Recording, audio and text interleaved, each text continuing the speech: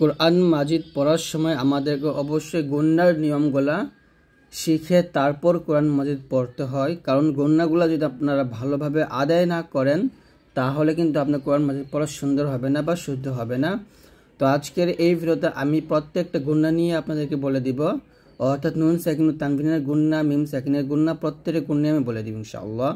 তো অবশ্যই আজকের এই ভিডিওটি সম্পূর্ণ দেখলে আপনার গুন্না নিয়ে আর কোনো প্রবলেম থাকবে না। আমি খুব সুন্দরভাবে এখান থেকে গুন্নার উদাহরণের মাধ্যমে আপনাদেরকে শিখিয়ে দেব। তো এখানে দেখুন, নুন সাকিন ও তানবিনের গুন্না শিখতে হলে বা বুঝতে হলে আপনাকে সর্বপ্রথম যে বিষয়টা বুঝতে হবে সেটা হচ্ছে নুন সাকিন কাকে বলে এবং তানবিন কাকে বলে। তো এখানে লেখা আছে জজমলা নুনকেই নুন সাকিন বলা হয়, অর্থাৎ এই যে উপরে একটা গোল চিহ্ন এটাকে জজম বলা হয়। তো এরকমও থাকে জজমের চিহ্ন, অথবা আবার এরকমও থাকে, এটাও জজমের চিহ্ন। তো জজমলা নুনকে, নুনের পর যখন এই চিহ্নটা থাকবে জজম চিহ্নটা, তখন তাকে নুন সাকিন বলা হবে। আর তানবিন হচ্ছে দুই জবর দুই জের দুই পেশকে তানবিন বলা হয়। আর নুন সাকিন ও তানবিন আমরা চারটা ভাবে গুণনা করতে পারি। এক হলো বদলিয়ে পাঠ অর্থাৎ ইকলাব গুণনা, দুই হলো ইজহার গুণনা, দুই হচ্ছে ইদগাম গুণনা, তিন ইজহার গুণনা এবং চার হচ্ছে ইকফা গুণনা। তো এরকম আর কি। তো এখানে ইকলাব অর্থ বদল করে পড়া বা বদলিয়ে পড়া, ইজহার অর্থ স্পষ্ট করে পড়া, ইদগাম অর্থ মিলিয়ে পড়া, আর ইকফা অর্থ গোপন করে পড়া। এই অর্থগুলো এখানে দেওয়া আছে। তো সর্বপ্রথম আমরা ইকলাব গুণাটা শিখব। দেখুন, ইকলাব গুণাটা বুঝতে হলে আমাদের দুটো বিষয় জানতে হবে। প্রথমে এক হচ্ছে ইকলাব অর্থ কি, দুই হচ্ছে ইকলাবের হরফ কয়টি। আমি আগে বলছি ইকলাবের হরফ হচ্ছে ইকলাব অর্থ হলো বদলিয়ে পাঠ, অর্থাৎ ইকলাব অর্থ বদল করে পড়া বা পরিবর্তন করে পড়া। আর ইকলাবের হরফ হলো একটা, আর তা হচ্ছে বা। ইকলাবের হরফ হচ্ছে শুধু বা। পাঠের নিয়ম বা পড়ার নিয়ম হচ্ছে, গণনা করার নিয়ম হচ্ছে, যদি নুন সাকিন, এই যে এটাকে নুন সাকিন বলা হয়, নুনের উপর সাকিন থাকলে তাকে নুন সাকিন বলা হয়। তো নুন সাকিন এবং তানবিন দুই জবর দুই যে দুই পেশকে তানবিন বলা হয়। তো এই নুন সাকিন এবং তানবিনের পর যখন ইকলাবের হরফ বা আসবে, বা, তখন কি করতে হবে, নুন সাকিন ও তানবিনকে এই যে একটা মিম দ্বারা বদল করে গণনা করে পড়তে হবে। তো এখানে আছে তা নুন পেশ তুন, বাজের বি, তুন বি, তা পেশ তু, তুন বি তু আছে। তবে আমাদেরকে এই নুনটাকে মিম এর মতো পড়তে হবে, তুম বি তু, এরকম তুম বি তু। তারপর মিম নুন যে মিম বলতে হবে, দেখুন বাংলা উচ্চারণ দেওয়া আছে এখানে মিম বা আদি। এই যে নুনটা, এই নুনটা পরিবর্তন হয়ে এই মিম হয়ে যাবে, মিম বা আদি, এরকম। তারপরে এটা হলো নুন সাকিনের পরে আসছে, নুন সাকিনের পরে এই যে বা আসছে, নুন সাকিনের পরে বা আসছে, এই জন্য আমরা এখানে কি করছি, নুন সাকিনটাকে মিম সাকিন বানিয়ে পড়ছি। ঠিক একইভাবে দুই জবর দুই যে দুই পেশে পর, যেমন আবা দাল দুই জবর দান, আবা দাম বিমা। এখানে দেখুন তানবিনের পরে যে বা আসছে, এখানেও কিন্তু আমাদের কি করতে হবে, দেখুন তানবিনের ভিতরে কিন্তু একটা নুন সাকিন হাইড করা থাকে, যেমন দাল দুই জবর দান, দাল নুন জবর দান, একই কিন্তু। তো তানবিনের ভিতরে যে নুন সাকিনটা হাইড করা থাকে, যেটা দেখা যায় না, সেটা কিন্তু এখানে বদল করে পড়তে হবে। আবাদাম বিমা নাফসিম বিমা। এরকম ভাবে আপনারা নুন সাকিন এবং তানবিনের পর যদি বা পান, তার উপর একটা ছোট একটা মিমও থাকবে, এই মিমটা দ্বারা এই গুণাটাকে বদল করে পড়বে ইনশাআল্লাহ।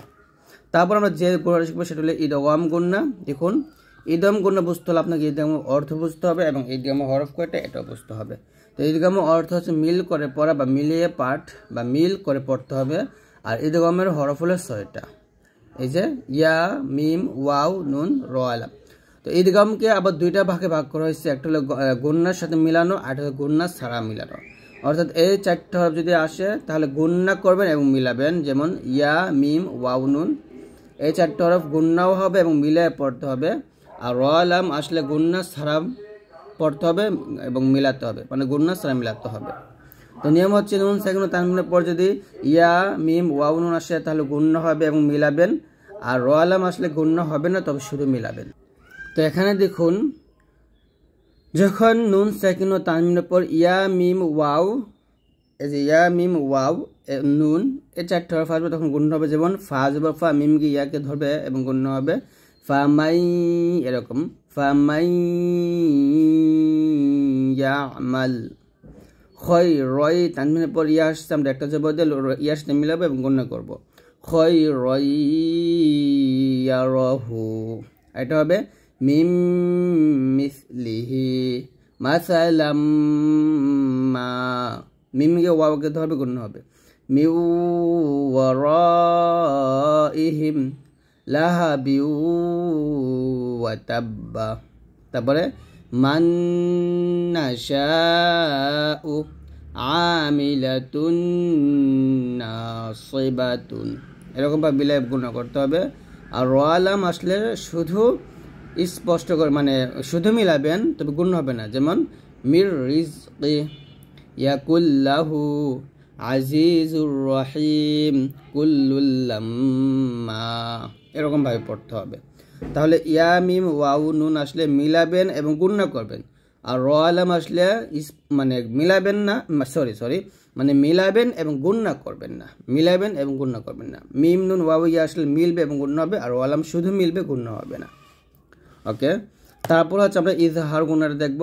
দেখুন ইজহার গুণার হরফ হলো 6টা, হামজা, হা, আইন, হা, গইন, খ, এই 6টা হলো ইজহারের হরফ। আর এই 6টা হরফ যখন নুন সাকিন তানবিনের পরে আসবে তখন কিন্তু স্পষ্ট করে পড়তে হবে, কারণ ইজহার অর্থ হলো স্পষ্ট করে পড়া, অর্থাৎ গুণনা হবে না, স্পষ্ট করে পড়তে হয়। তো হামজা, হা, আইন, হা, গইন, খ এই 6টা হরফ যখন আসবে তখন স্পষ্ট করে পড়বে। যেমন আল আনহারু, এই যে আন, হামজা নুন জবর আন, এটা ইজহার গুণা, কারণ নুন সাকিনের পর এখানে হা আসছে। আল আনহারু মিন আহলি মিন আইনিন সালামুন হিয়া কুফুয়ান আহাদুন ওয়াসিউন আলিম, এরকম ওয়াসিউন আলিম। তারপর মিন হিন মিন গিল্লি ইন খিফতুম রিজকান হাসানা আজিজুন গফুর শাইইন খলকহু। এরকম প্রত্যেকটা হামজা হা মানে হামজা, হা, আইন, হা, গইন, খ এই 6টা হরফ যদি আসে তাহলে গুণনা ছাড়া স্পষ্ট করে পড়তে হবে। তারপর আমাদের সর্বশেষ গুণনা নুন সাকিন তানবিনের হলো ইকফা গুণনা, এটা খুবই গুরুত্বপূর্ণ। দেখুন ইকফা গুণার হরফ হচ্ছে 15টা, তা, সা, জিম, দাল, জাল, জা, সিন, শিন, সদ, দদ, ত, য, ফা, কফ, কাফ। তো ইকফা অর্থ হলো গোপন করে পড়া, আর ইকফার বর্ণ হলো 15টা, অর্থাৎ পূর্বে 3 প্রকারের 13টি 1, 6, এগুলো বাদে আর কি। আর মানে ইকলাবের হরফ হলো একটা, ইজহার হরফ 6টা, ইদগামের হরফ 6টা, এগুলো এই 3টা বাদে বাকি সব হলো ইকফার হরফ, এটা এখানে বোঝানো হয়েছে। তো ইকফার গুণনাগুলো আমরা কি করব, নাকের ভিতর থেকে গোপন করে গুণনা করব। যখন সাকিন ও তানবিনের পর ইকফা হরফ আসবে বাংলাটা অনেকটা অনুস্বরের মতো, এই যে অনুস্বরের মতো হবে।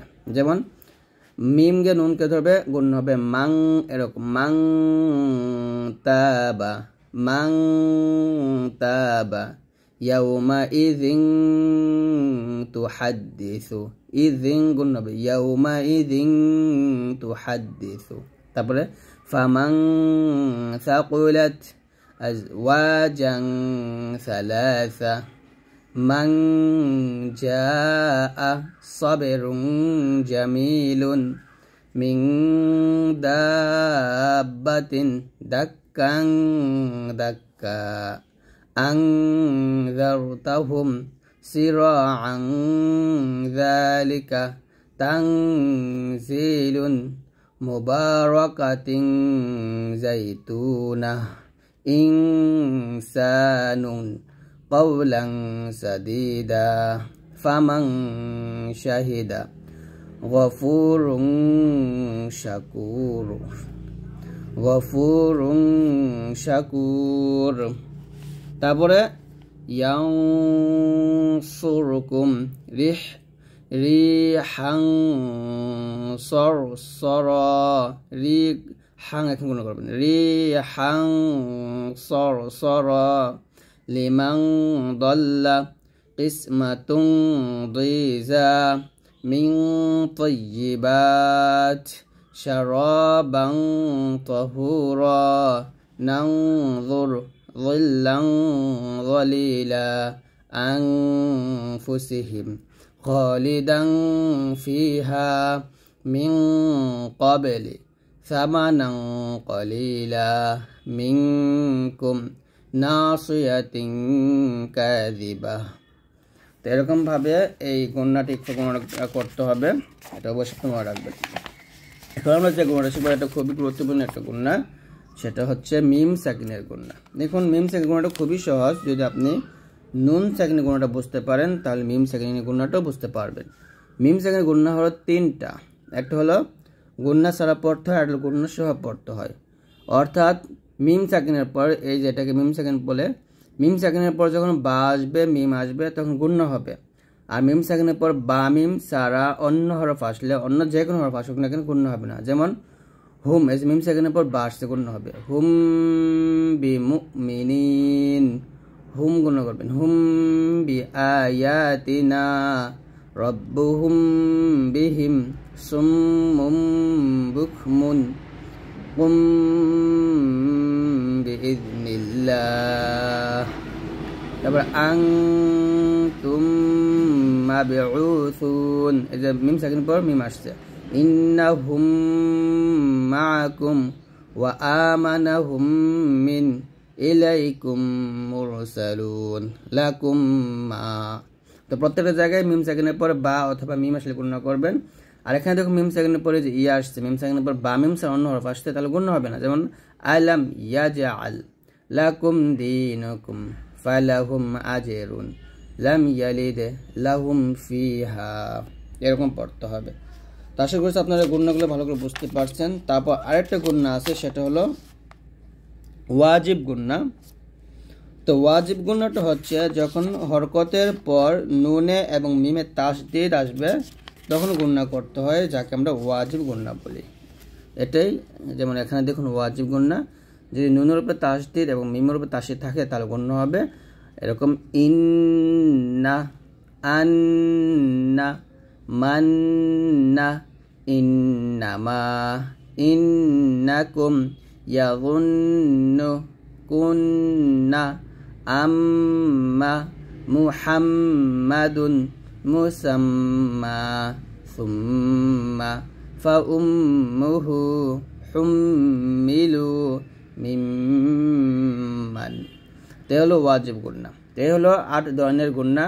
নুন সাকিনে হলো 4টা, আর ওখানে 4 5 6 7টা, আর এটা হলো একটা 8টা গুণনা। তো এই 8টি গুণ নিয়ে আপনি কোরআন মাজিদে পাবেন, এর বাইরে আর কোনো গুণনা নেই। তো আজকে এই পর্যন্ত, সবাই ভালো থাকবেন, আল্লাহর রহমতে, আল্লাহ হাফেজ।